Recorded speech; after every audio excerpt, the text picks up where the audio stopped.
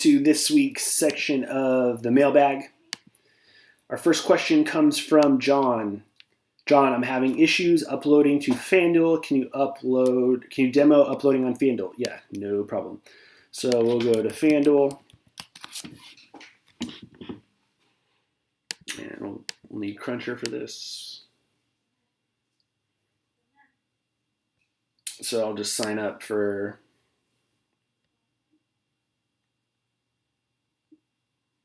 a dummy contest.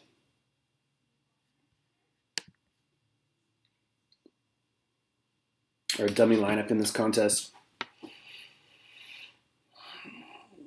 And we'll just go.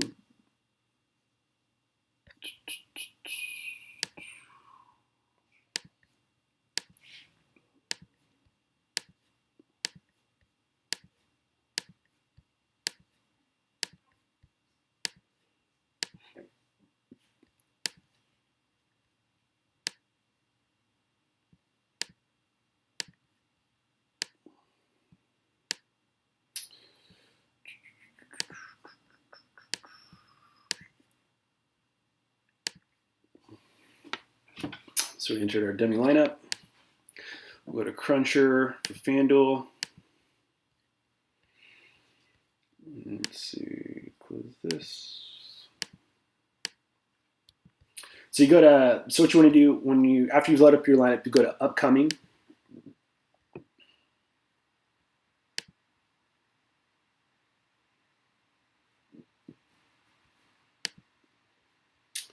And this is a 405 start. Let's just move myself down here. 405, we'll go to the 405 and we'll just run one lineup.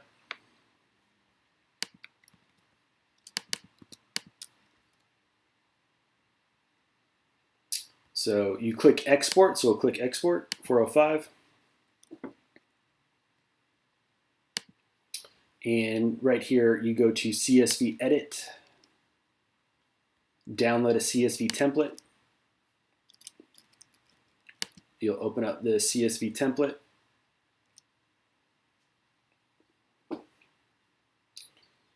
And we'll grab our crunch.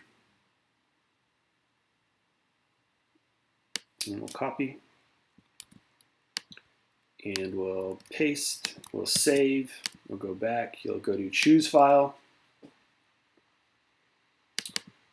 you'll upload FanDuel, says the file name, upload CSV, and it'll always show you right here on the top left corner if your entry was successfully loaded. So go ahead and cancel that because you don't play on FanDuel, as evidenced by the whole $60 in my account.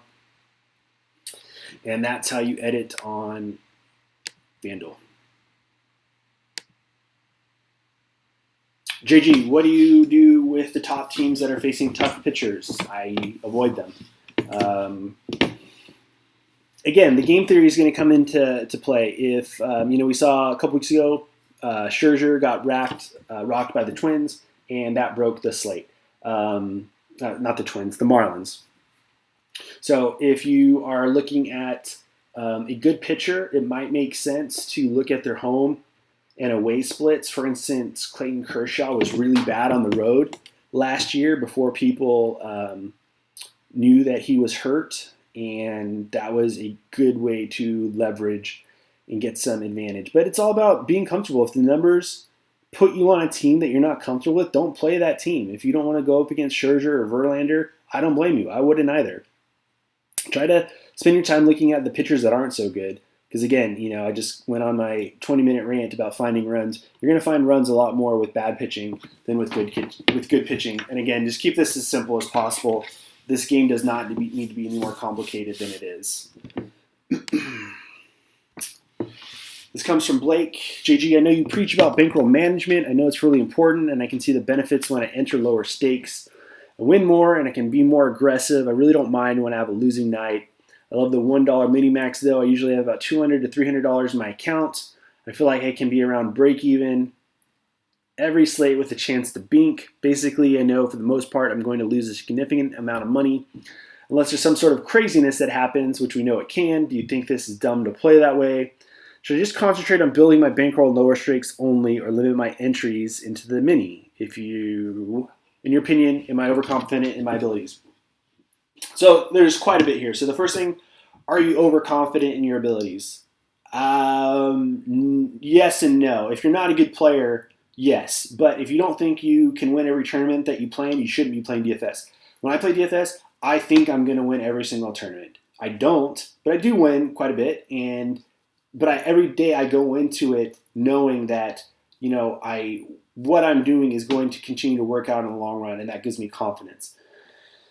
The $200 to $300 in your account, if that's all you have for DFS, no, you shouldn't be coming anywhere near the mini max. But if you have $300 in your DraftKings account and $10,000, in a different account, your bank account that's set aside for DFS, yeah, take some shots at the mini max.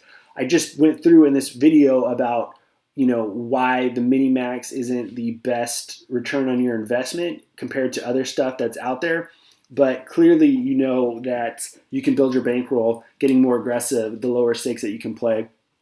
But DFS has also got to be fun. If I'm not, anywhere near playing in the $20 tournaments, but yeah, it might be fun to throw 5 or 6 entries or cash in some satellite tickets to play in the NFL Millionaire Maker to, think I'm going to win $1 million over the course of not even 6 hours. Usually my hopes are dashed in the first hour. But yeah, it's got to be fun. Just be responsible.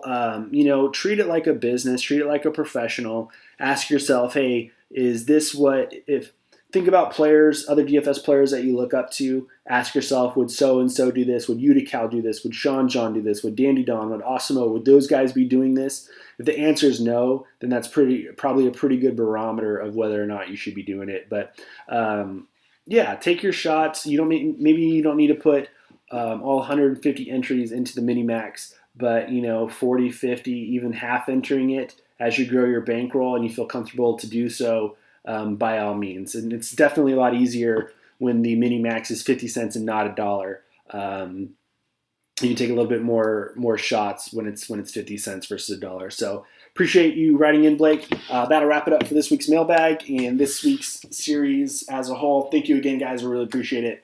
Let me know if there's anything that I can help you with, any videos that you want to see, and we'll keep getting better, and we'll try to make money with those that want to make money with us. See you guys soon.